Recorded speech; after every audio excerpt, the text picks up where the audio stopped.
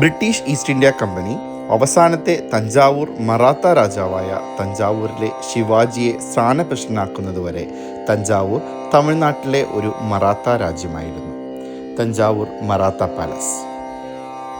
Magic വേൾഡിൻ്റെ മറ്റൊരു വീഡിയോയിലേക്ക് എല്ലാവർക്കും സ്വാഗതം.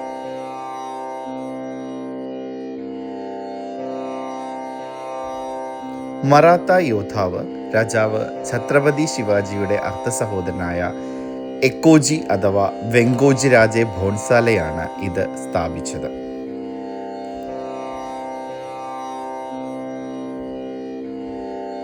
AD 1674 മുതൽ 1855 വരെ ഈ ഭോൺസാലെ കുടുംബം താമസിച്ചിരുന്ന കൊട്ടാരമാണ് നമ്മൾ ഈ കണ്ടുകൊണ്ടിരിക്കുന്നത്.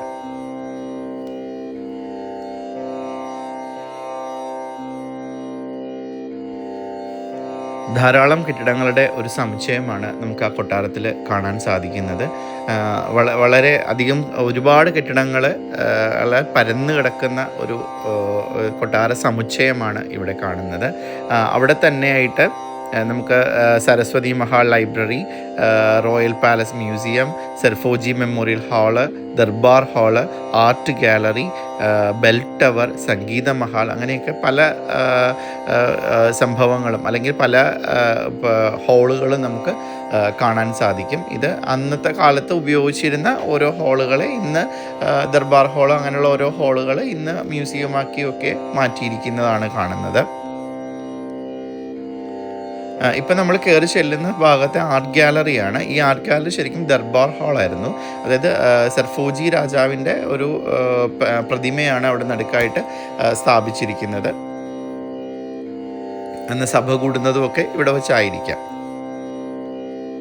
അപ്പം അന്നത്തെ കാലത്ത് നൂറ്റാണ്ടുകൾ പഴക്കമുള്ള വിഗ്രഹങ്ങളും കൊത്തുപണികളൊക്കെ ചെയ്തിട്ടുള്ള അത് ബ്രാസിൽ തീർത്തതുണ്ട്, കരിങ്കല്ലിൽ തീർത്തതുണ്ട്, അങ്ങനെ പല മെറ്റൽസിലാണേലും സ്റ്റോൺസിലാണേലും അങ്ങനെ പല ഇതിലും തീർത്തിട്ടുള്ള ഒരുപാട് കരവിരുതുകളൊക്കെയുള്ള ഒരു സ്ഥലമായിരുന്നു ആ ആർട്ട് ഗാലറി എന്ന് പറയുന്നത്.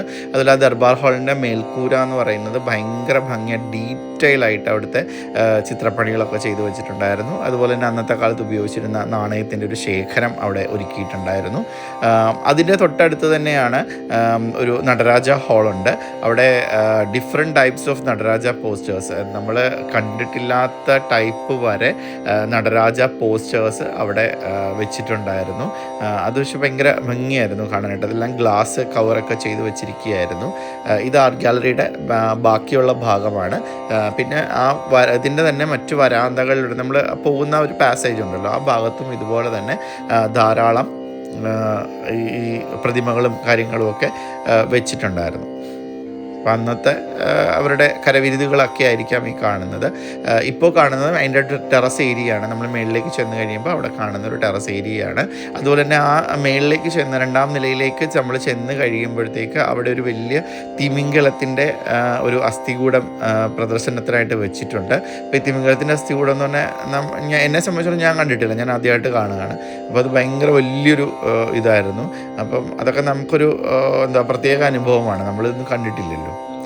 ഇത് മുകളിൽ നിന്ന് താഴേക്ക് കാണുന്ന ആ നടുത്തളത്തിൻ്റെ കാഴ്ചയാണ്. നമ്മൾ ആദ്യം കയറി വന്ന ആ ഒരു ഇതാണ്, ആ ഒരു നടുത്തളമാണ് ഇപ്പം മുകളിൽ നിന്ന് കണ്ടത്. നല്ല ഭംഗിയായിട്ട് അവർ അവിടുത്തെ ചെടികളൊക്കെ വെച്ചിട്ട് ആ പൂന്തോട്ടമൊക്കെ നല്ല ഭംഗിയായിട്ട് സെറ്റ് ചെയ്തിട്ടുണ്ടായിരുന്നു. ഇപ്പം നമ്മൾ അവിടുന്ന് പുറത്തേക്ക് ഇറങ്ങുകയാണ്. ഇപ്പം നമ്മളിന്ന് കയറി വന്ന ആ ഒരു വഴിയായിരുന്നു ഇപ്പോൾ കണ്ടത്. ഇത് അതിന് തൊട്ടടുത്ത് തന്നെ നമ്മൾ ഇറങ്ങി വരുമ്പോൾ ലെഫ്റ്റ് സൈഡിലായിട്ട് തന്നെ ബെൽ ടവർ സെറ്റ് ചെയ്തിട്ടുണ്ട്. അത് അന്നത്തെ ബെൽ ടവറാണ് ഈ കാണുന്നത്. ഇത് ബെൽ ടവറിൻ്റെ പുറത്തു നിന്നുള്ള വ്യൂ ആണ് ഇപ്പോൾ കാണുന്നത്. അവിടെ തന്നെ വലിയൊരു ഗ്രൗണ്ടൊക്കെ കാണാമായിരുന്നു. ഇത് ചിലപ്പം അന്നത്തെ കാലത്ത് സൈനിക പരിശീലനത്തിനൊക്കെ ആയിട്ട് ഉപയോഗിച്ചിരുന്ന സ്ഥലമായിരിക്കാം. അപ്പം മറാത്ത പാലസ് എല്ലാവർക്കും ഇഷ്ടമായി എന്ന് വിചാരിക്കുന്നു.